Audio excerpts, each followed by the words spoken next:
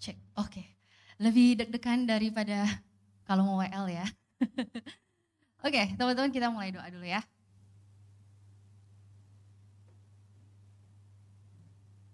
Terima kasih Tuhan karena Engkau selalu bukan hanya menjanjikan bahwa Engkau akan bersama-sama dengan kami, tapi Engkau selalu membuktikan bahwa memang benar Engkau tidak pernah tinggalkan kami.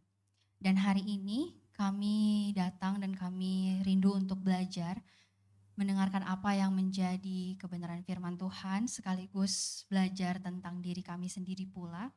Tuhan tolong supaya pemberitaan ini pun tidak berlalu begitu aja. Dan mungkin ada bagian-bagian di mana kami harus terbuka dan jujur dengan diri kami sendiri, di mana kami sangat-sangat tidak nyaman dengan hal itu. Kiranya Roh Kudus-Mu yang menolong kami, supaya kami juga bisa pelan-pelan sesuai dengan pace kami masing-masing, sesuai dengan waktunya Tuhan, kami bisa lebih terbuka, lebih vulnerable juga kepada Tuhan, supaya kami bisa mendapatkan pemulihan yang sejati dan yang mentransformasi itu. Terima kasih Bapa, di dalam nama Tuhan Yesus kami berdoa. Amin. Oke, halo teman-teman. Satu hal yang materi yang sebenarnya saya juga jadi bergumul ya. Saya sendiri jadi overthinking kemarin, aduh gimana nih kalau bawain topik ini di sini bersama dengan teman-teman yang sebenarnya ini adalah home aku juga gitu.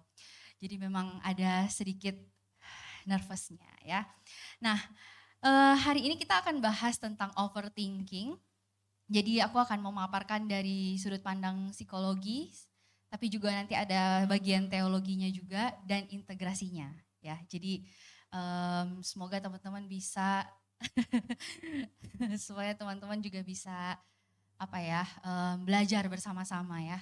Soalnya siapa tahu ada teman-teman yang merasa kayaknya kalau di lingkungan aku bahas psikologi itu sangat sangat berdosa misalnya gitu ya. Nah, jadi ya aku menolong supaya kita bisa punya base yang kuat juga ya, fondasi yang kuat yaitu firman Tuhan. Teman-teman, waktu kemarin aku mempersiapkan topik ini, ada satu slogan yang menarik ya. Ini sebenarnya muncul di di tulisan baju yang dijual di Amazon sebenarnya. Tulisannya hang on, let me overthink this. Jadi kayak dia bilang, tunggu, gue overthinking dulu deh tentang hal itu, baru gue jawab lu atau baru gue decide. Nah, sebenarnya waktu baca ini, tiba-tiba yang muncul di pikiran saya adalah, kalau ditanya pelayanan, biasanya orang jawab apa? Bentar ya, aku gumulin dulu. Iya gak? Tapi ya aku pikir enggak lah, bukan soal overthinking. Cuman lucu aja sih waktu waktu baca ini gitu. Tapi kalau kalian aware, overthinking ini kan semakin didengar dan semakin digaungkan di generasi kita, iya enggak? Iya ya, apa-apa overthinking, apa-apa overthinking gitu. Entahkah itu karena slang Gen Z semata atau memang benar-benar karena secara tidak sadar kita memikirkan hal itu. Nah, tapi ini adalah ungkapan beberapa orang muda yang sering kali kita temui. Bahkan ada orang yang bilang gini, ada jam overthinkingnya loh Ci. Kalian punya jam overthinking gak? Biasanya makin overthinking tuh pas kapan? Pagi? Siang? Apa? 7 sampai 4. Oh itu karena kerja. Betul. Em, ada yang bilang jam overthinkingnya tuh pas malam. Biasanya nggak bisa tidur ya. Jadi mikirin ini itu, atau ada juga yang mungkin pas lagi di perjalanan gitu, pas lagi macet, tiba-tiba kok gue udah sampai di Lipo ya, perasaan tadi kok masih di Kebon Jeruk. Biasanya karena lagi disconnect sama diri kita tuh selama perjalanan gitu ya. Atau mungkin pas satu peristiwa terjadi lalu kepikiran terus-menerus. Nah sebenarnya kalau kita ngomongin tentang overthinking, sebenarnya overthinking itu apa? Gitu. Kadang kita pikir memikirkan sesuatu secara terus-menerus itu sesuatu yang bagus, iya enggak? Kayak ya kan kita memang harus memikirkan sesuatu dengan matang dong gitu. Kan orang-orang tua dulu bilang kalau makin dewasa harus mengambil keputusan secara matang. Dan mengambil keputusan secara matang biasanya harus dipikirkan. Biasanya seperti itu gitu. Tapi Apa ya, kita pikir ini juga sebagai reflective thinking. Jadinya pas mungkin kita lagi overthinking, kita jadi menjustifikasi apa yang lagi kita pikirkan. Nah, ini yang kita perlu mulai dengan hal ini supaya sama-sama kita kita berada di satu pijakan yang sama, teman-teman. Next. Lagi gak bisa dipencet. Oke, nah. Kita perlu membedakan overthinking itu tidak sama dengan deep thinking. Ya kan? Kadang kita pikir kayak tadi reflective thinking itu kan bagian dari cara kita merasionalisasikan sesuatu, iya enggak? Itu kan cara, ya itu gift dari Tuhan gitu kepada kita. Tetapi overthinking itu sebenarnya jauh lebih kompleks, jauh lebih mengkhawatirkan, disertai dengan emosi negatif yang sebenarnya tidak menolong kita gitu. Sedangkan deep thinking itu lebih ke arah kita sedang memakai rasional kita, otak kita untuk solve problems, untuk mengevaluasi, merencanakan. Kadang kita pikir overthinking itu di cara kita berasionalisasi, betul? Tapi sebenarnya tidak. Overthinking itu driven by our emotion. Didorong oleh emosi kita. Nah, di otak kita itu kan ada otak kiri, otak kanan ya. Biasa kalau kita merencanakan sesuatu kan itu ada di prefrontal cortex, betul Leo? Iya betul, betul. Harus confirm dulu ya. Itu kan ada di sini. Tapi ketika kita bicara tentang overthinking itu bukan ada di prefrontal cortex. Itu ada di otak kanan kita. Nah, di otak kanan biasanya itu udah berkaitan sama emosi dan juga memori-memori. Nah, itu jadi sebenarnya jauh lebih kompleks dari apa yang kita pikirkan. Makanya di sini ada Susan Nolan, dia itu peneliti di bidang kecemasan, depresi gitu ya. Dan dia tulis satu buku, sebenarnya buku ini buat perempuan ya, Woman Who Thinks So Much ya, jadi dia tulis itu. Cuman dia memberikan satu definisi yang menurut saya sangat baik gitu ya. Dia bilang overthinking itu getting caught in torrents of negative thoughts. Jadi kayak terus menerus itu ya pasti yang negatif gitu yang dipikirkan dan negative emotions that overwhelm us and interfere with our functioning and well-being. Kalau deep thinking itu menolong kita merencanakan sesuatu tanpa mengganggu fungsi hidup kita, itu deep thinking. Tapi overthinking nggak seperti itu. Biasanya kita cuman di situ-situ aja. Nah ini sebenarnya kalau teman-teman nonton Inside Out, itu di bagian akhir waktu anxiety lagi muter-muter terus. Nah itu overthinking, cara kerjanya overthinking ya. Jadi kadang kayak benar-benar udah nggak bisa berfungsi sebagaimana mestinya.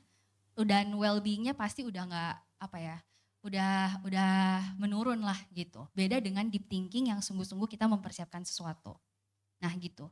Dan cara dia bekerja di otak pun beda ya, kayak tadi ya aku bilang. Cuman kan kalau itu jadi sangat science banget ya. Jadi kurang lebih seperti itu. Jadi overthinking itu lebih banyak porsinya untuk pikiran negatif dan emosi negatif teman-teman.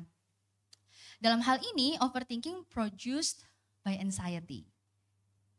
Nah gitu. Itu yang kita perlu garis bawahi dan kita highlight. Itu overthinking produced by anxiety.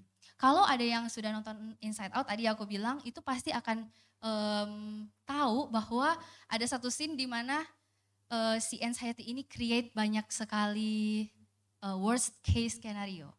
Kalau kalian tahu ya.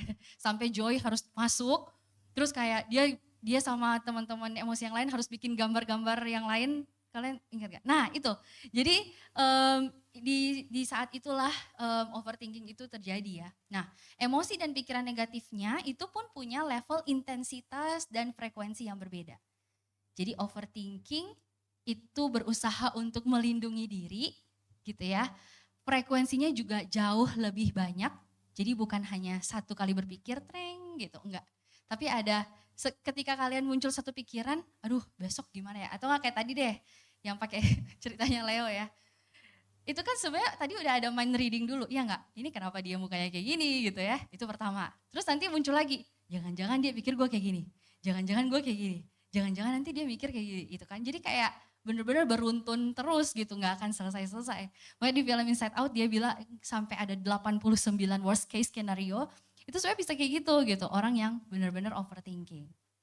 Nah, mungkin kita perlu lihat juga, sebenarnya ada beberapa tipe-tipe overthinking yang mungkin kalian bisa relate, ya. Nah, ini bisa kalian boleh catat, boleh kalian mau lihat seberapa sih seringnya aku memikirkan hal itu, boleh ya.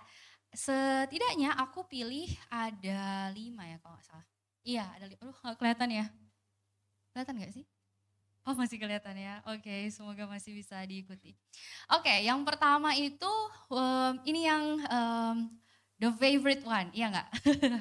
Worrying about the future. Ya ini yang paling sering kita khawatirkan. Jadi terus menerus memikirkan kemungkinan terburuk yang bisa saja terjadi di masa depan. Kalau nggak lulus gimana? Kalau nanti pasangan gue selingkuh pas udah nikah gimana? Kalau perang dunia terjadi, gue bakal bantu perang atau enggak ya? Kejauhan mikirnya Bu gitu ya. Tapi itulah yang dipikirkan terus menerus. Jadi kemungkinan terburuk. Waktu itu sebenarnya seru banget. Waktu itu kita ngomongin di Serba ya. Waktu itu pas makan. Jo ingat gak sih kita waktu itu ngomongin kayak gue takut tahu kalau anak gue gay gimana. Kalau nanti anak gue ABK, anak berkebutuhan khusus gimana. Kalau tapi waktu itu maksudnya gini, saking kita vulnerable-nya, kita jadi kayak, ih sama gue juga berpikir kayak gitu, paham gak sih? Jadi kayak, oh ternyata gue gak sendirian dengan pikiran gue gitu. Nah biasanya the overthinkers itu akan merasa hanya gue doang yang memikirkan hal itu, padahal enggak ya. Nah yang kedua, rumination about the past. Jadi terus-menerus memikirkan kesalahan di masa lalu dan mengingat kembali pengalaman disakiti. Jadi contoh misalnya, kayaknya ini udah mau tidur nih, waktu tahun 1999, kayaknya aku pernah deh menyakiti si ini. Gitu. Tiba-tiba kayak out of nowhere muncul aja gitu. Wah kayaknya waktu itu gue harusnya ajakin dia tuh ke Yud gitu. Kalau nggak kayak gitu kan dia pasti nggak akan pindah agama gitu misalnya. Atau enggak kayak seandainya waktu itu aku peka sama kode-kodenya dia. Curcol. Seandainya kayak gitu pasti aku bisa gitu. Saya pasti kita udah nikah kayak sekarang gitu ya. Jadi ada pemikiran-pemikiran tentang masa lalu atau enggak kayak gila ya kayaknya dulu kalau aku bukan ke UPH, aku ke UI, kayaknya aku lebih berhasil ya dari sekarang gitu misal. Padahal udah lulus gitu ya. Jadi kayak overthink sesuatu yang sudah terjadi di masa lalu tapi kayak rasanya itu rasa sakitnya tuh masih berasa gitu. Nah, itu contohnya. Nah yang ketiga ini adalah big picture overthinking. Jadi terus menerus memikirkan hal-hal besar dan penting dalam hidup. Jadi kayak misalnya relasi, panggilan, identitas diri. Nah mungkin contohnya kayak gini. Aduh udah jadi guru, kalau ternyata panggilan aku bukan jadi guru gimana? Kalau ternyata nanti pas di surga Tuhan bilang kok lu jadi guru kan gue gak mau lu jadi guru misalnya gitu ya.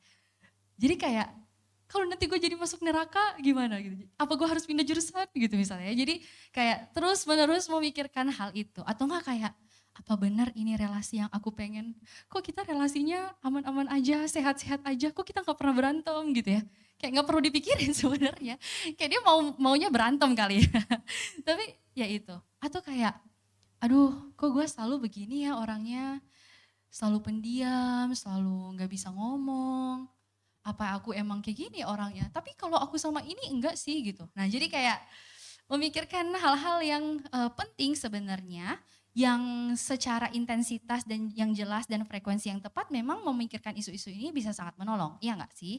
Pasti sangat menolong, tapi kalau frekuensinya semakin sering, intensitasnya enggak jelas mau ngapain mikiran hal itu, dan sampai membatasi diri kita untuk beraktivitas, maka itu udah overthinking, dan itu udah enggak sehat lagi. Nah, yang keempat, emotional reasoning atau over analyzing. Nah, ini juga ya. Terus menerus menganalisa apa yang dirasakan atau dialami dengan cara merasionalisasinya. Ini juga ini ya, misalnya kayaknya kemarin aku sedih tuh karena gak ada deh yang mau temenan sama aku. Atau kayaknya karena aku belum maksimal untuk melayani Tuhan gitu misalnya. Aku sedih karena kayaknya aku punya isu attachment deh sama orang tua aku. Atau yang, oh iya dulu papaku memang begini-begini, dia suka mukul, dia suka begini, makanya aku sekarang orangnya sangat pencemas gitu. Nah itu emotional reasoning atau overanalyzing. Yang kayak apa ya misalnya, kayaknya waktu itu di Youth sampai ada bahas overthinking karena memang ada orang yang tahu deh kapan inside out keluar, bisa gitu. Kan kita kayak nggak make sense sebenarnya gitu kayak. Kalau Leo kan tadi masih sehat ya, dia kayak masih memberikan opsi kepada, tapi memang itu kayaknya rencana Tuhan gitu atau kebetulan. Tapi enggak, kalau orang overthinking, enggak. Kayaknya ada teori konspirasi di balik semua ini gitu.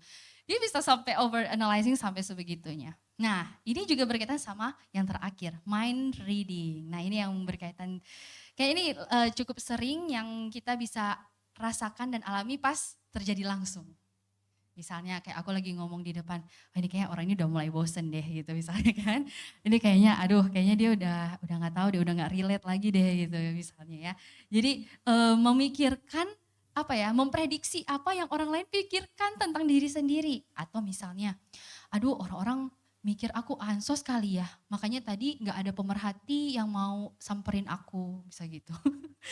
Ya bisa bisa ada ya orang yang berpikir kayak gitu sih, atau nggak kayak gue yakin sih tadi waktu gue ajak mereka buat evaluasi, mereka pasti mikir aku bosi banget, bisa seperti itu. Nah jadi apa ya, pikiran-pikiran yang terus menerus, kalau kalian lihat dari awal aku tulis terus menerus, terus menerus, terus menerus, terus menerus, terus menerus. Kalian bayangin kalau ada orang yang pikirin ini semua sekaligus, kebayang? Itu bisa melumpuhkan sekali sih sebenarnya ya. Sangat-sangat melumpuhkan. Cuman ketika akhirnya kalau coba kalian lihat lagi, kira-kira itu kalian ada di sebelah, ada di mana biasanya? 5 ini sebenarnya paling common sih sebenarnya ya. Ya. Jadi kalian coba pikir-pikirkan lagi. Nah, sambil kalian pikir itu, aku mau ajak kita melihat iceberg ini ya, iceberg theory. Jadi sebenarnya apa sih yang ada di bawah overthinking? Overthinking itu kan yang ada di puncak kan, puncak icebergnya sebenarnya. Overthinking, menolak, gak mau pelayanan, gak mau ke youth misalnya. Jadi kayak ada banyak, atau enggak kayak ya udah deh gue deketin, ya udah deh gue pleasing people. Itu kan ada di puncaknya sebenarnya. Tapi yang di bawahnya itu yang lebih penting. Gitu. Nah, ini yang perlu kita lihat satu persatu ya. Ada setidaknya ada 4 sih yang aku munculin ya. Dari sekian banyak kayaknya ini yang paling bisa relate langsung ke kita. Pertama, extremely anxious. Jadi memang sebenarnya kan anxiety itu emosi yang wajar, iya gak sih? Emosi yang memang harus ada gitu di dalam diri kita. Kalau nggak ada anxiety, kita bayangin kita akan gas terus gitu ya.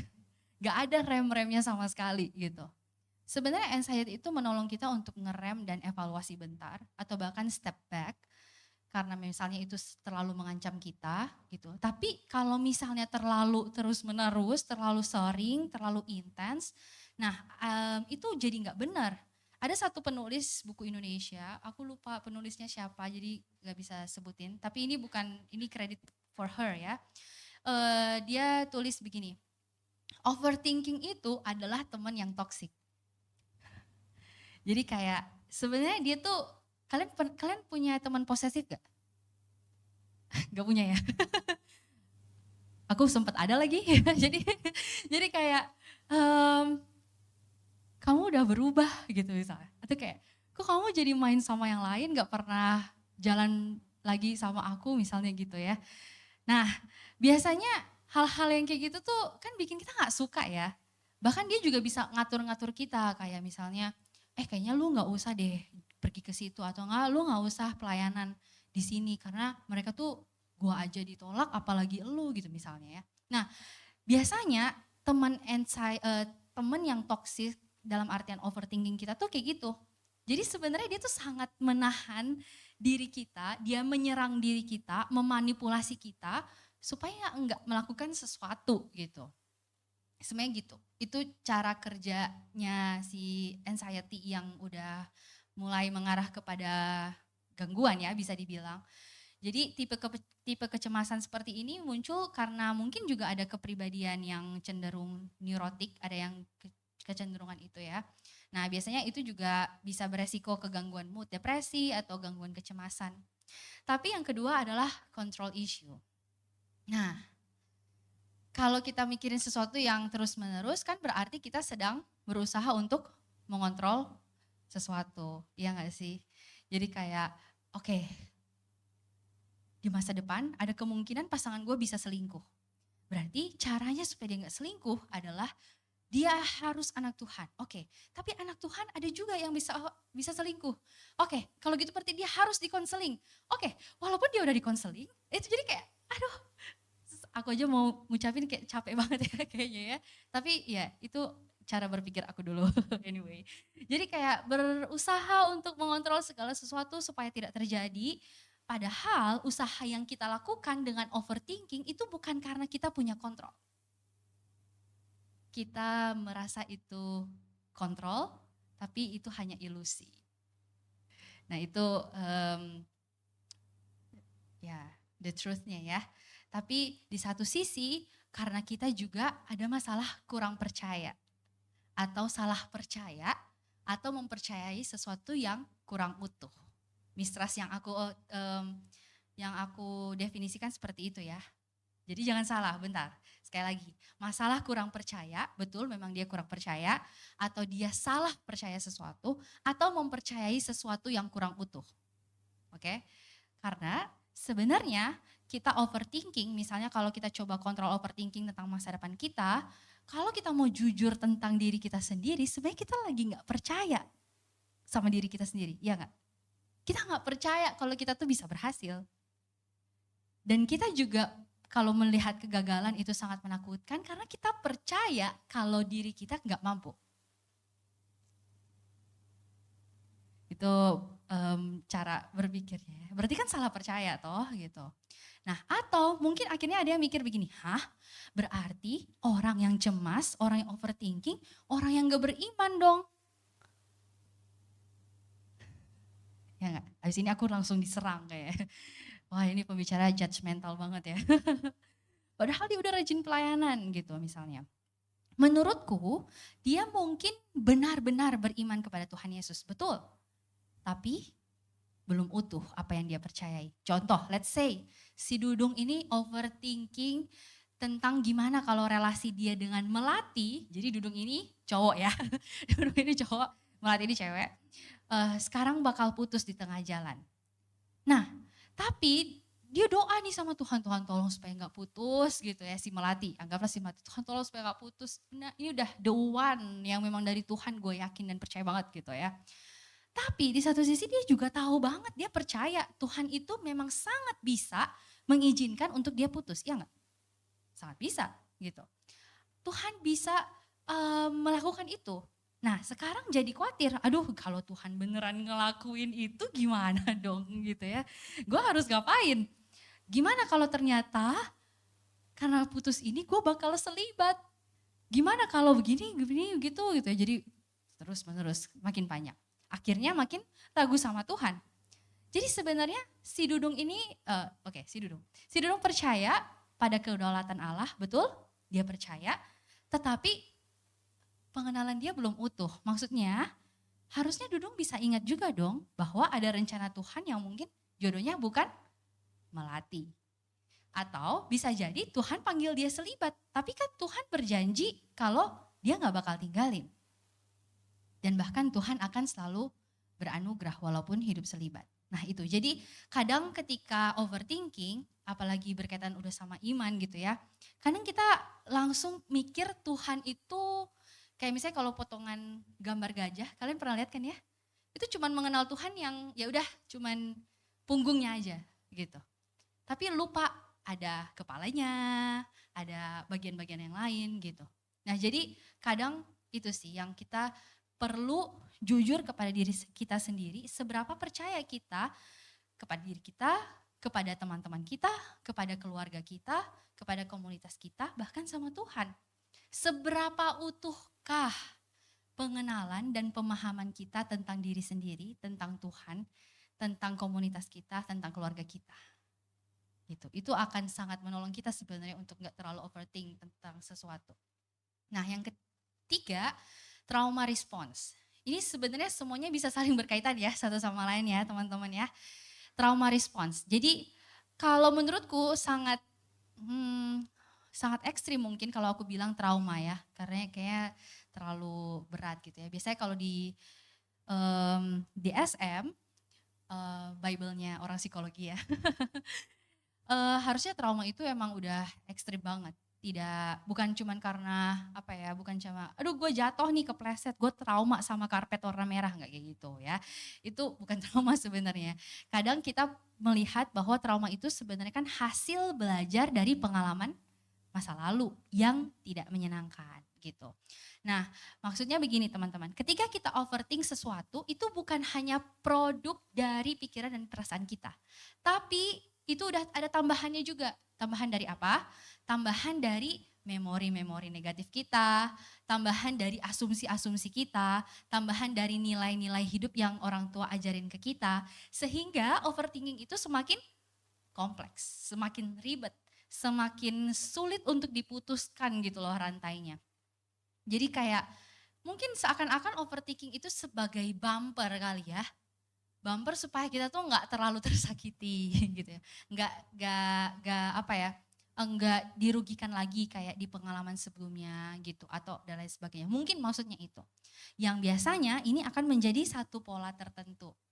Biasanya kalau kalian belajar dari pengalaman, pasti kan akan meraba-raba juga kan kayak, aduh kayaknya dengan orang tipikal begini, wah gue bakal diatur-atur nih gitu kayaknya.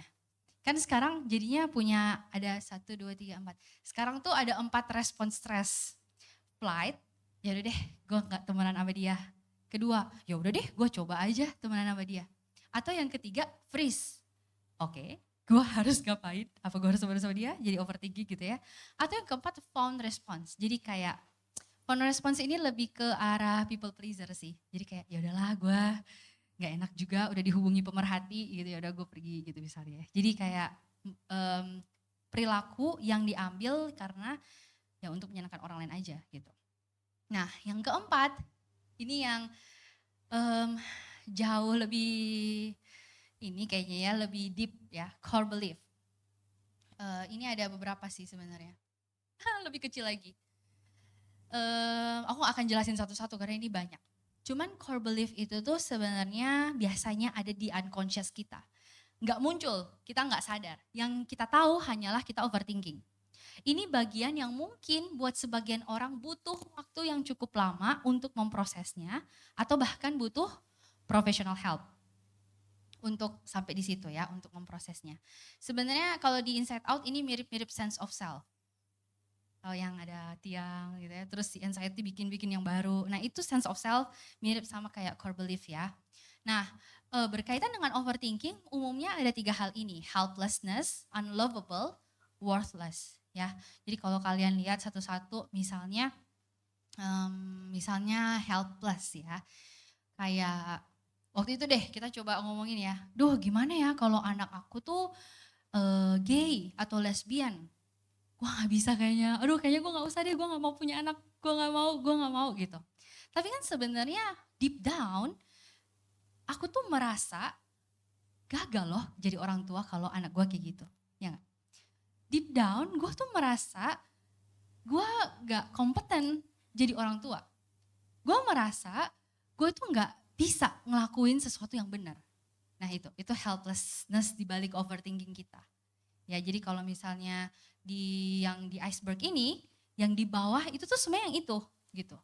Yang akhirnya membuat kita overthink tentang sesuatu. Atau unlovable, misalnya kita mikir, aduh kayaknya di youth ini gue juga gak akan diterima deh.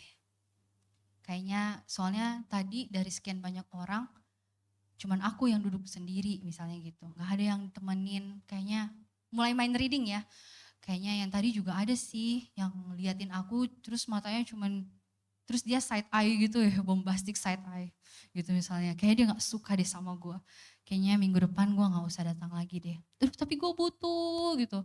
Jadi kayak ya gitu gitu. Tapi yang situ mikir, tapi kalau gue di situ gue juga nggak akan, gue juga ini udah berkaitan sama wordless ya. Tapi gue juga gak akan berkontribusi yang banyak kayaknya.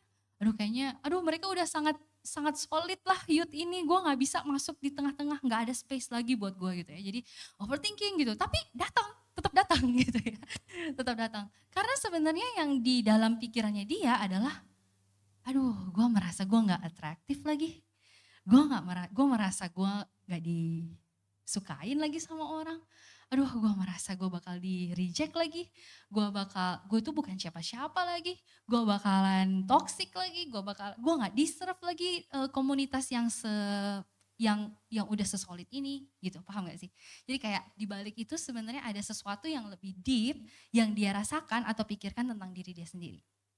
Nah biasanya yang ini tuh balik lagi unconsciously gitu ya. Jadi sulit untuk kita deep dive ke dalam. Tapi karena aku udah paparin ini, semoga menolong teman-teman supaya selalu mikir. Kalau aku mikirin tentang masa depan terus menerus, sebenarnya aku lagi core belief aku tuh apa?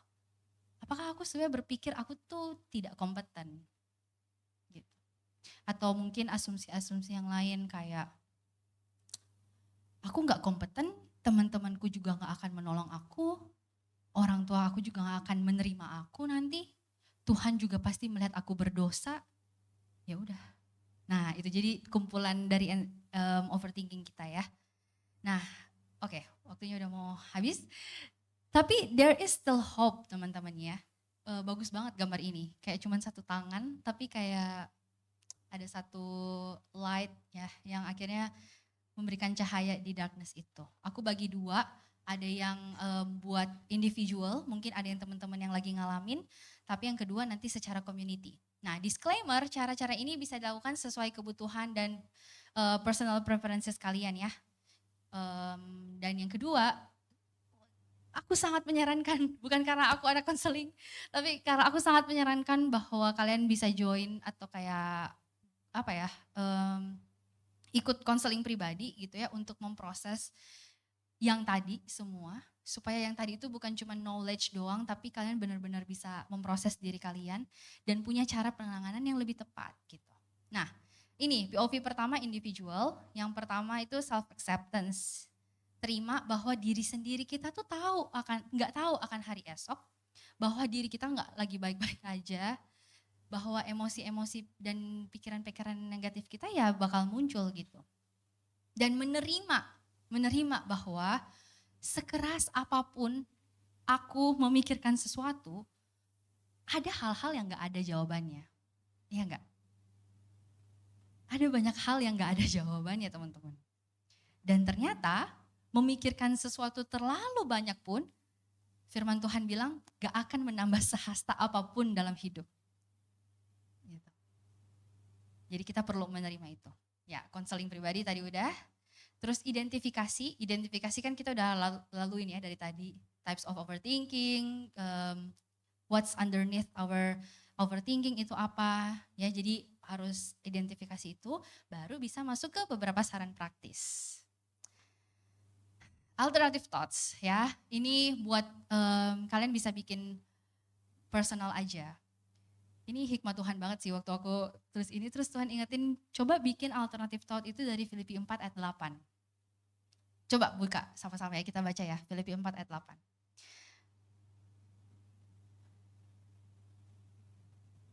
Filipi 4 ayat 8, semoga aku tidak salah ayatnya.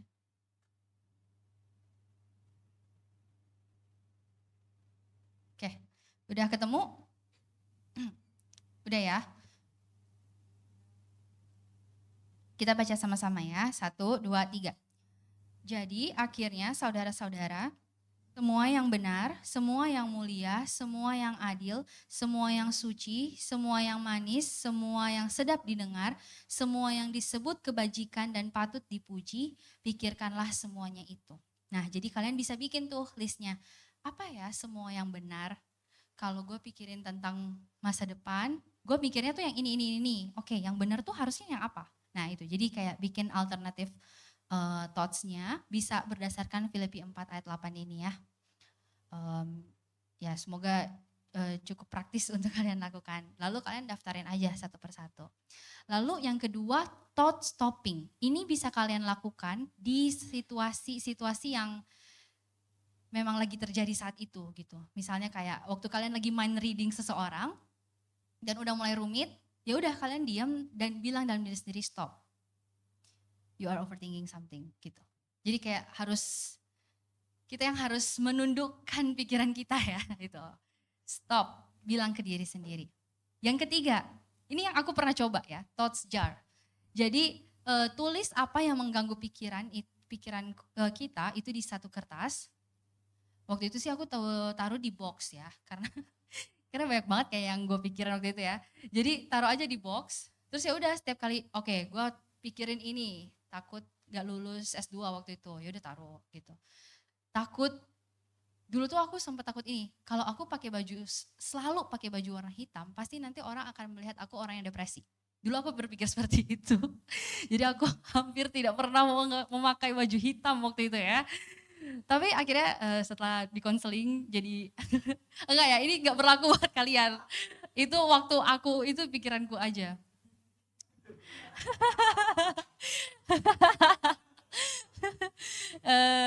Nggak tahu itu belief system dari mana ya, tapi kayak muncul aja. Jadi ya udah, itu aku tulis ya. Nah, thoughts jar ini cara apa ya? Itu tuh esensinya lebih kepada gimana kita sedang menyerahkan kekhawatiran kita kepada Tuhan. Kan di 1 Petrus 5:17 bilang kayak gitu ya, serahkanlah semua kekhawatiranmu kepada Tuhan karena Dia memelihara engkau. Ya, jadi itu kita tulis dan kita taruh dan kita bayangkan kita lagi taruh sama Tuhan gitu. Nah, think time. Kadang kita mikir, aduh nggak bisa nih kalau nggak overthinking gitu ya. Nah ya udah, aku pernah coba sih set timer 15 menit. Oke, jam overthinking dimulai dari sekarang. Udah, overthinking beneran kayak mikir bunyi alarm, oke, stop, udah selesai. Nanti besok lagi ya, gitu. Dulu aku mendisiplinkan diri seperti itu teman-teman ya. Ya, bisa dicoba kalau mau ya. Terus yang kelima ini self care. Ya, secara fisik kalian olahraga, kalian jalan sore ke nature gitu ya dan sebagainya. Emosional, relasional gitu ya, reach out atau join community dan tentunya spiritual juga harus ya. Terus nggak kelihatan ya. Ini mungkin kalau teman-teman yang udah agak overthinkingnya parah ya. Dan ini biasanya terjadi kalau kalian bisa pakai grounding teknik dan breath prayer ini kalau betul-betul udah mulai kayak sulit dikontrol. Nah, grounding itu kita pakai sensesnya kita. Karena biasanya kalau udah overthinking, ada orang yang ngeblank dan berasa lagi keluar dari tubuh dia. Pernah gak kalian berasa kayak gitu? Gak pernah ya? Overthinking sampai berasa kayak gak sadar gitu? Gak pernah? Karena selalu kayak di pikiran gitu rasanya, hidupnya di pikiran doang. Nah, kalian bisa pakai ini. Kayak misalnya, oke, gue udah mulai overthinking. Oke, cari 5 benda. Oke, ada kamera, ada lampu, ada jam. Oke, baju dia warna merah gitu. Jadi memang harus kayak gitu sih. Mungkin kalian merasa ini aneh banget, tapi buat orang-orang yang overthinking parah, ini sangat menolong. Terus sentuh 4 benda. Jadi aku sering banget pakai ini kalau mau tidur. Jadi kayak biasa kalau udah overthinking aku bakalan pegang spray gitu. Oke, lembut. Spray aku lembut, rambut aku halus. Muka aku lagi ada jerawat gitu. Terus kayak aku pegang, kulit aku di sini kering gitu ya. Jadi kayak merasa grounding, bener-bener napak gitu loh. Terus dengar 3 suara, ini juga yang paling bisa ini. Dengar, oke, gue mendengar suara AC. Udah subuh nih karena gue kelamaan overthinkingnya misalnya gitu ya. Terus sampai ada bunyi apa? Azan ya. Kalau pagi-pagi itu apa? Azan. Nah, sampai udah bunyi azan gitu. Waduh, udah bunyi azan. Oke. Oke, kan udah harus tidur ya. Jadi kayak gitu harus grounding. Atau yang terakhir, nah ini yang susah sih. Biasanya kalau kecaplas satu rasa ini kalau kalian lagi di setting seperti ini, biasanya ada orang-orang yang sangat cemas, mereka suka siapin 1 permen. Jadi kalau lagi mind reading gitu ya, kalau mulai overthinking dia harus makan supaya oke, gue lagi I am here and now. Aku aman, aku tidak ada apa-apa gitu ya, harus seperti itu. Atau breath prayer, ini sebenarnya waktu itu udah sempat disinggung di home, di retreat gitu ya.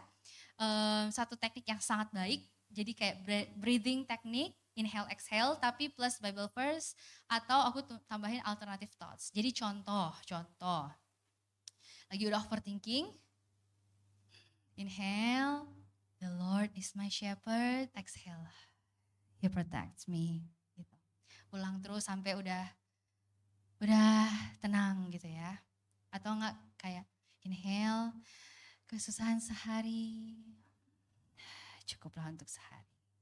Terus begitu. Karena itu akan menolong kita. Ini kalau yang ini sih udah langsung ini ya, nge-combat dua area gitu. Pikiran negatif kita dan juga mengatur pernafasan kita. Nah, ini yang buat community. Peneliti masih konsisten, ini social support adalah salah satu faktor protektif orang dengan kecemasan ya. Walaupun sebenarnya kalau mau dibilang si Susan Nolan itu tadi yang aku kutip ya, dia bilang gini, orang yang overthinking sejujur-jujurnya ya, buat komunitasnya itu sangat annoying.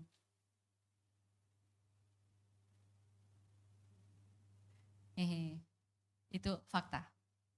Jadi orang yang sangat overthinking itu sebenarnya buat di mata teman-temannya itu sangat annoying.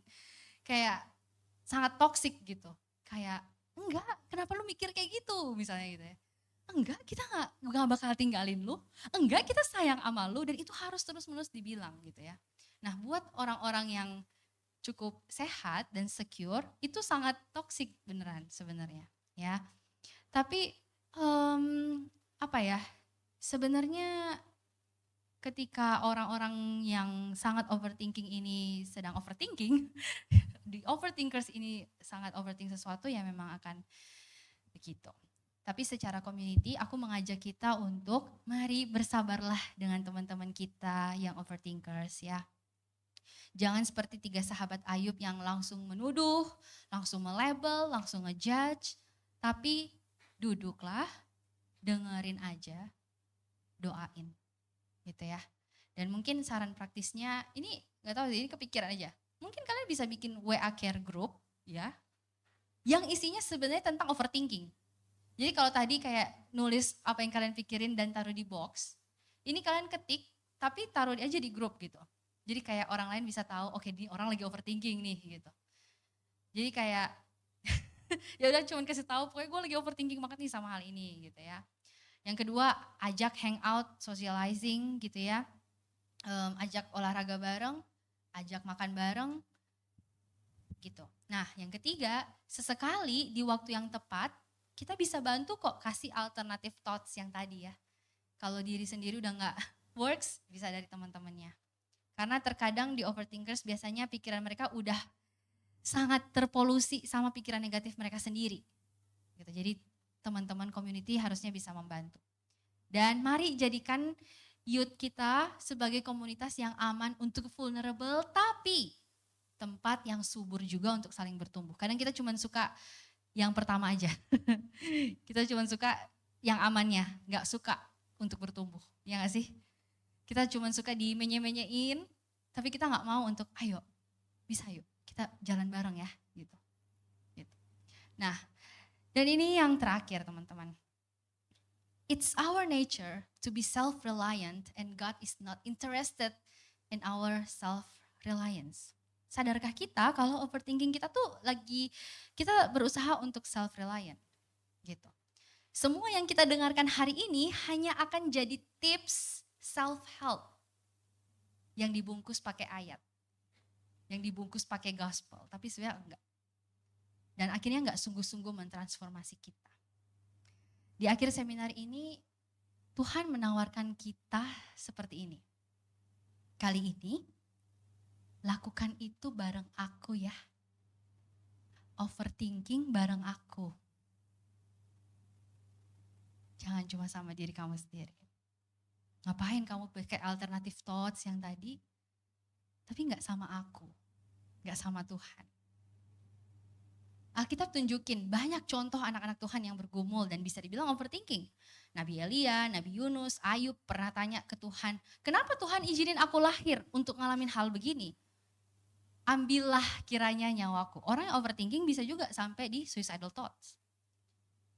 Daud yang katanya the man after God's own heart, pernah bilang begini di Mazmur 13, berapa lama lagi Tuhan aku harus menaruh kekhawatiran dalam diriku dan bersedih hati sepanjang hari. Bahkan di Mazmur 42 yang lagunya kita suka banget ya, yang apa? Seperti rusa rindu. Kalau kalian nyanyiin lagu itu kalian harus baca ayat selanjutnya. Karena Daud bilang gini, air mataku itu jadi makananku siang dan malam. Dan dia tanya ke dirinya sendiri, mengapa engkau tertekan hai jiwaku? Dan mengapa engkau gelisah di dalam diriku? Kadang kita suka gak berani untuk duduk dengan emosi kita.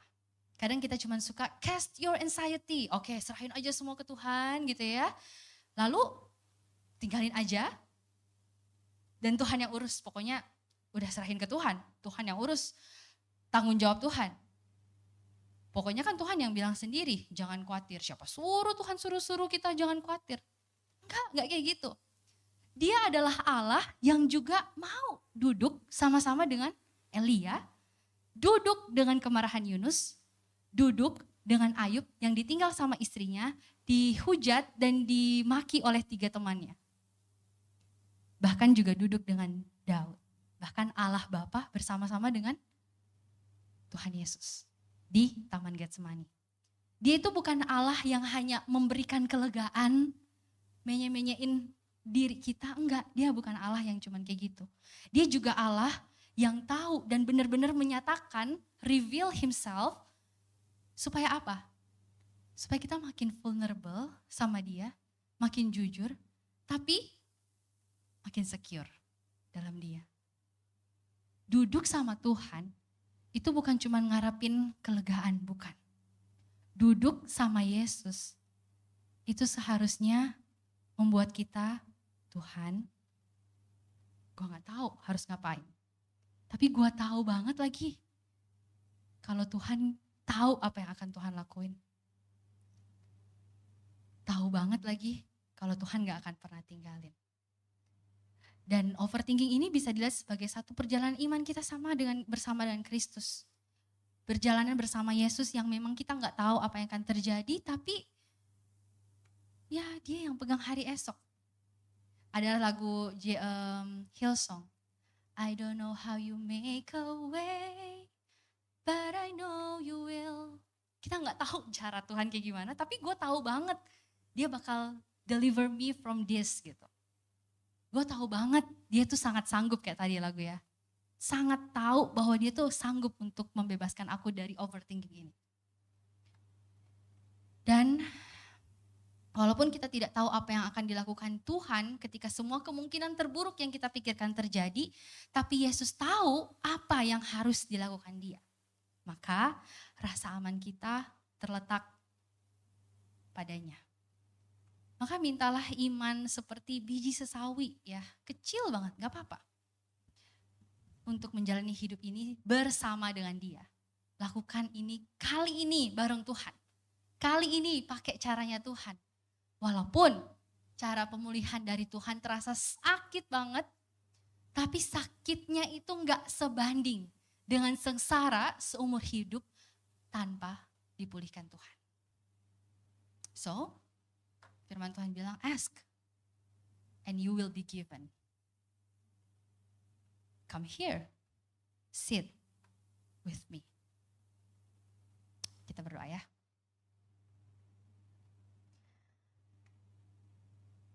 Kadang kami merasa Tuhan engkau sangat unpredictable.